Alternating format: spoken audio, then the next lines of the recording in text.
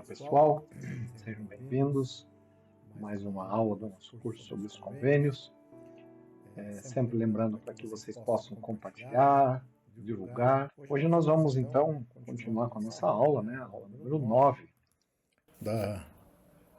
sobre os convênios. Como eu já tinha falado em algumas aulas anteriores, cada aula a gente vai usar um pedacinho do discurso do presidente Nelson, que foi a aula 1, onde é um discurso maravilhoso sobre os convênios. Então, uma parte desse discurso ele fala o seguinte. Então, é o seguinte, ele diz assim, quando fazemos um convênio com Deus, deixamos para sempre o terreno neutro. Deus não abandonará seu relacionamento com aqueles que forjam esse vínculo com Ele. Na verdade, todos os que fizeram um convênio com Deus têm acesso a um tipo especial de amor e misericórdia. Na língua hebraica, esse amor que se cria por causa do convênio é chamado resed. Não existe equivalente adequado para resed em inglês. Os tradutores da versão do Rei Jaime da Bíblia devem ter tido dificuldade para saber como traduzir para o inglês a palavra resed.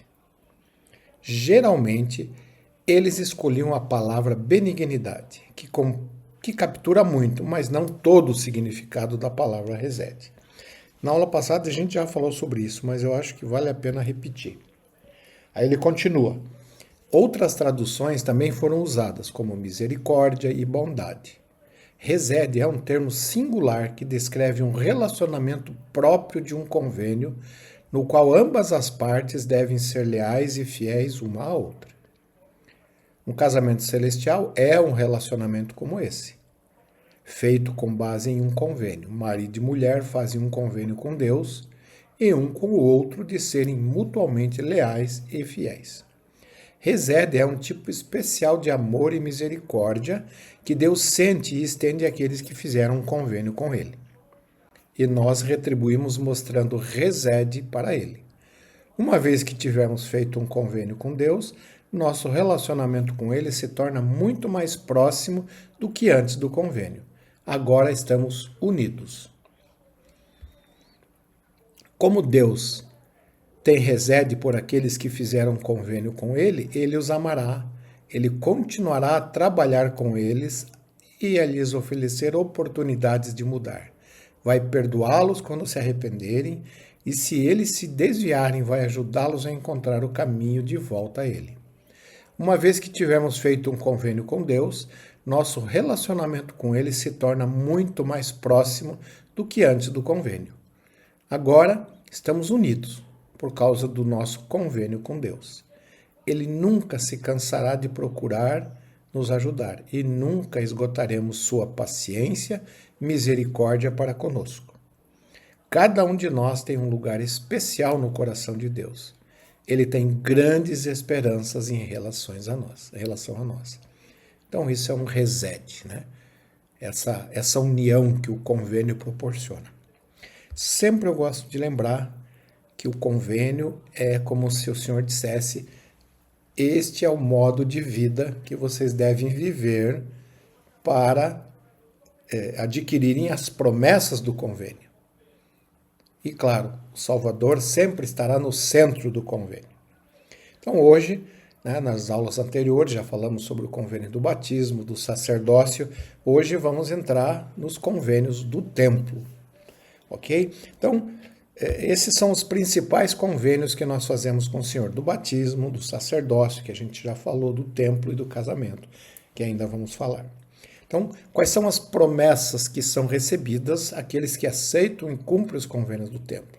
As promessas são que serão reis e rainhas.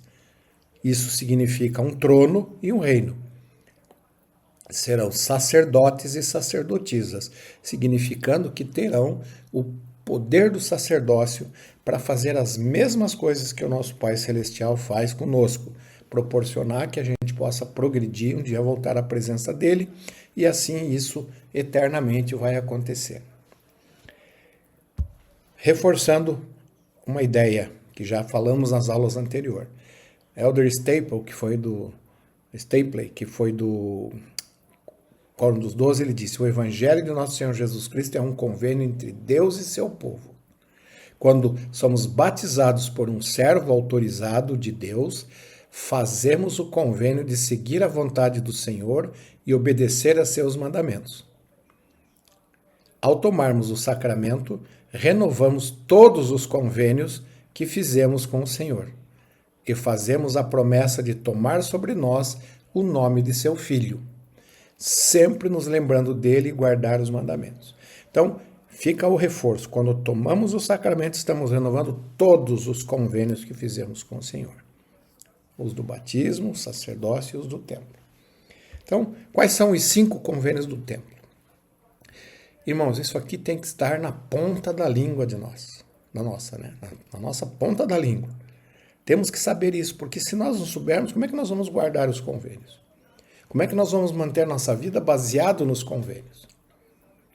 Então, os convênios, 5 principais convênios do templo: lei da obediência, sacrifício, a lei do evangelho de Jesus Cristo, lei da castidade e lei da consagração. Esses são os 5 convênios. Lá no site da igreja, na aba sobre templos, nós encontramos numa subaba que fala ali sobre investidura no templo. Lá estão listados os convênios, juntamente com palavras dos profetas e apóstolos sobre esses convênios. Quem quiser acessar, está lá, né, no site da igreja. Isso aqui não é nada que não possa se falar, está no site da igreja para todas as pessoas verem. Hoje nós vamos falar um pouquinho sobre a lei da obediência e depois a lei do sacrifício. Primeiramente, então, a lei da obediência.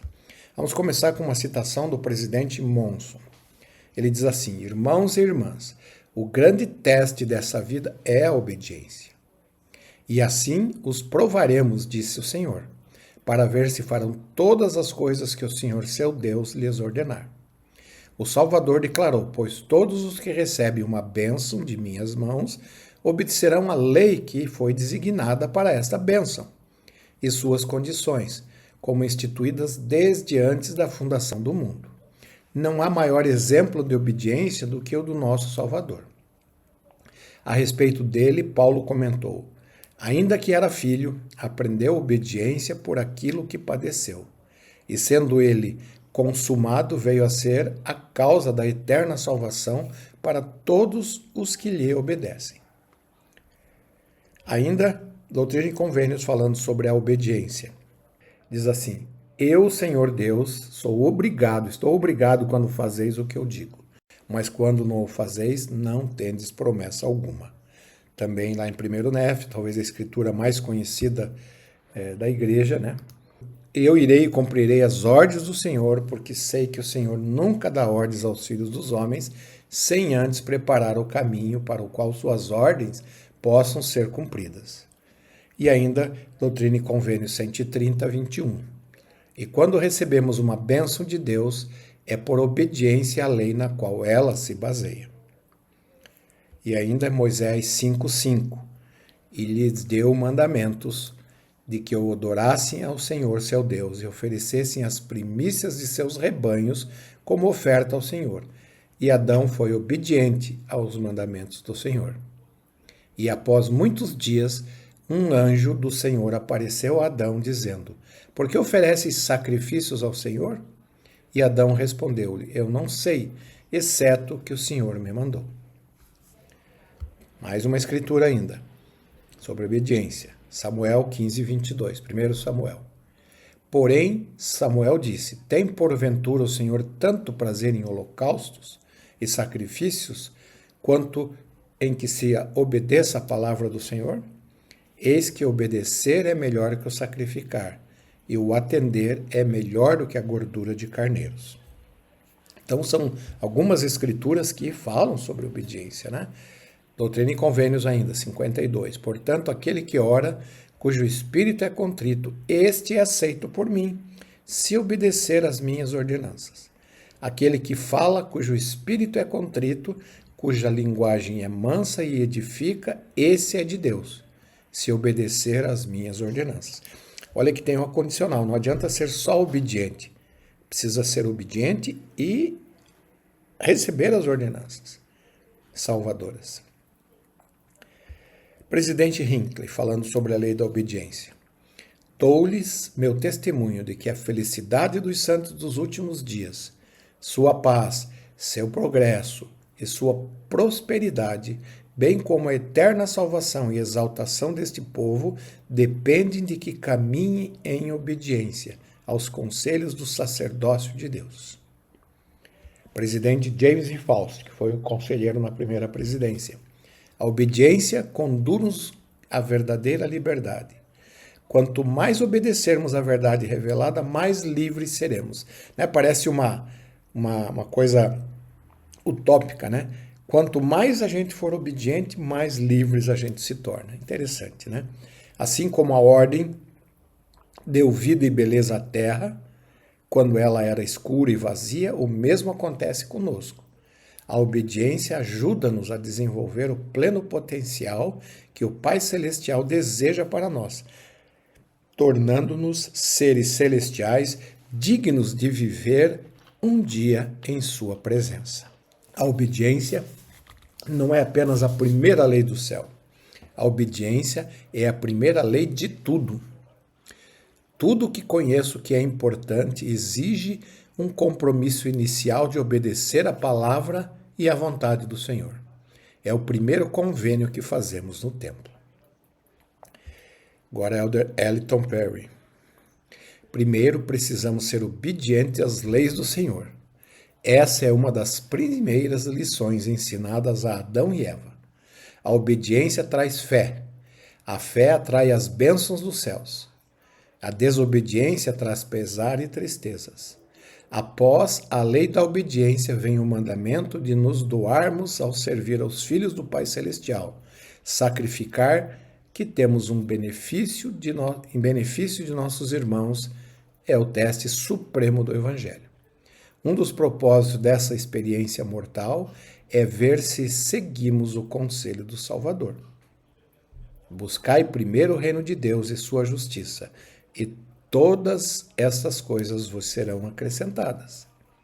Eis que o Senhor me revelou grandes e maravilhosas coisas. Elder Whitley também foi um apóstolo do Senhor. Todos desejamos que sejais bem-sucedidos nessa vida e que vos qualifiqueis para o maior dos dons de Deus, vida eterna no reino celestial.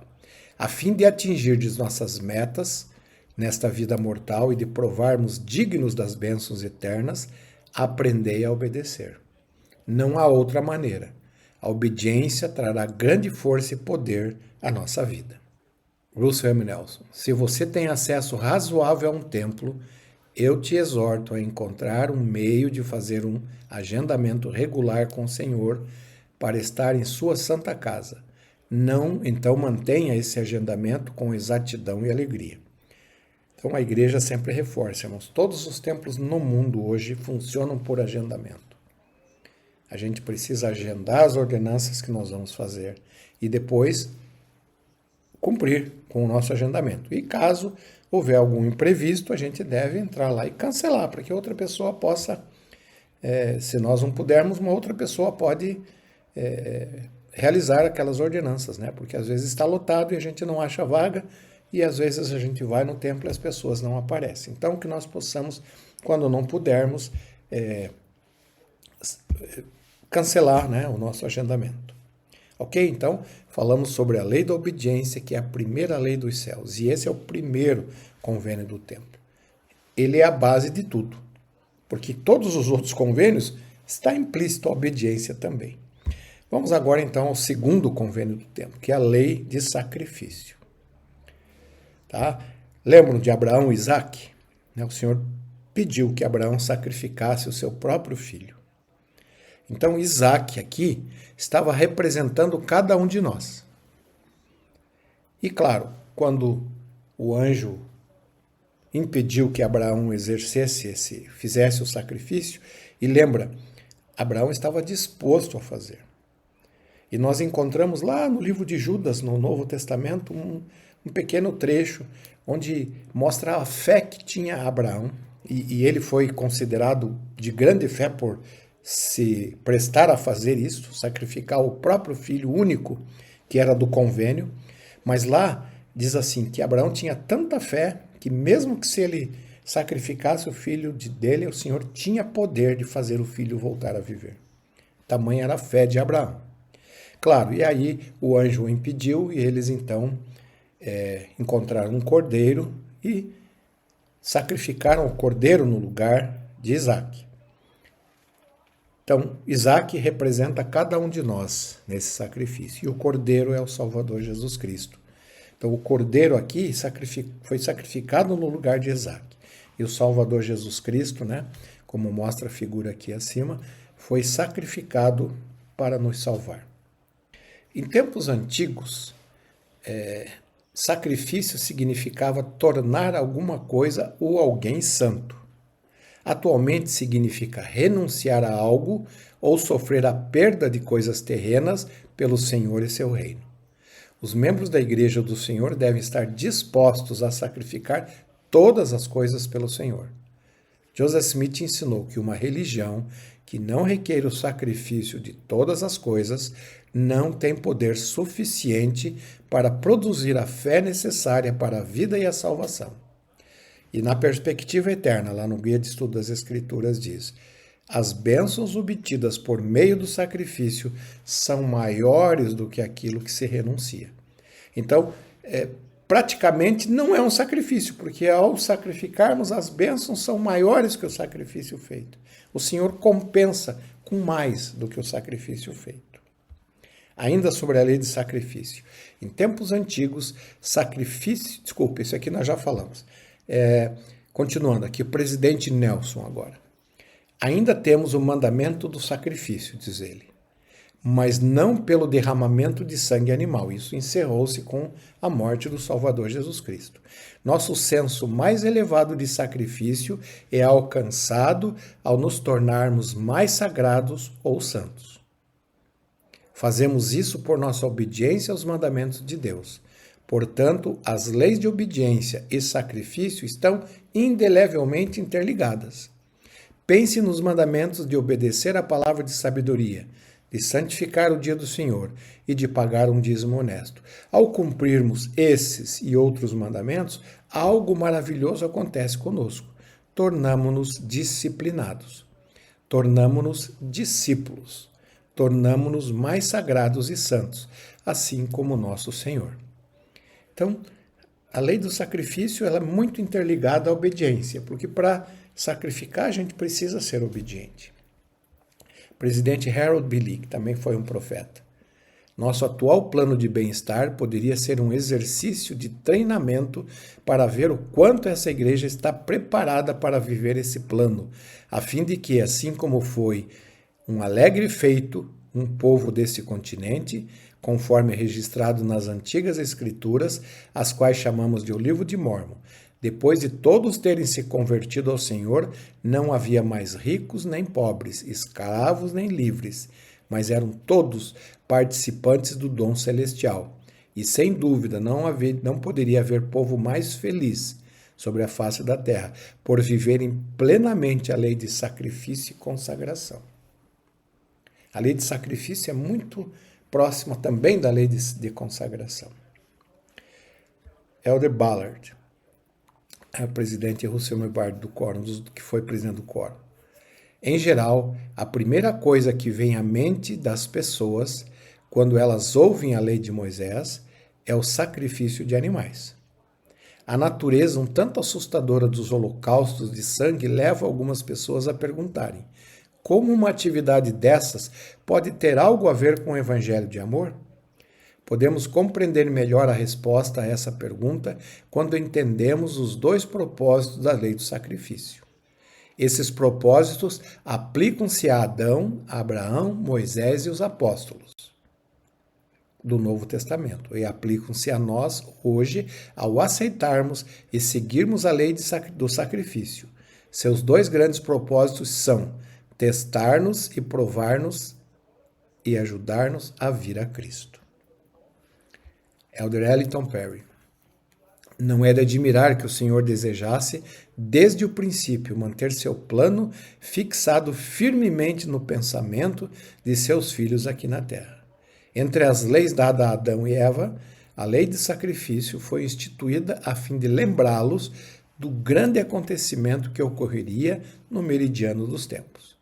Daquela época em diante, até o Salvador vir à terra, sempre que o sacerdócio esteve presente, os homens ofereceram sacrifícios como prenúncio da vinda do Filho do Homem à terra, a fim de fazer o sacrifício supremo por todos nós.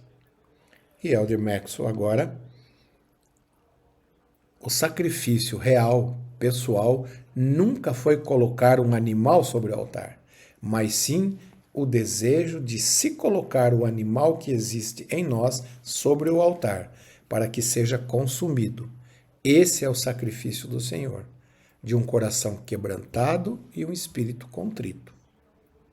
Um pré-requisito para tomar a cruz, abandonando todos os nossos pecados, a fim de conhecermos a Deus, pois a negação de nós mesmos precede a aceitação plena dele. Então, essas são os dois primeiros convênios do templo: a lei de obediência e a lei do sacrifício. O que é exigido de nós é que nós sacrifiquemos, coloquemos as nossas imperfeições, colocarmos a nós sobre o altar, não mais um animal, né? E estar disposto a sacrificar nosso tempo, nossos talentos, em prol do reino de Deus. Né? O sacrifício é tornar a nossa vida santa ou sacra. Como é que a gente faz isso? Quando a gente renuncia às coisas do mundo para fazer as coisas do Senhor e do seu reino. Lembrando, irmãos, que tudo, a lei do sacrifício e a lei de obediência está relacionado à expiação do Salvador Jesus Cristo. E só podemos ser beneficiados por esses convênios graças ao Salvador Jesus Cristo e a sua expiação perfeita. Ele foi o Cordeiro sacrificial. Ele se sacrificou, ele doou tudo para que nós pudéssemos um dia voltar à presença do Pai Celestial. E o que ele pede de nós? Que nós sejamos obedientes, sacrifiquemos, e amanhã, na outra aula, vamos falar sobre os outros convênios do templo. E deixamos essa aula com os irmãos em nome de Jesus Cristo. Amém.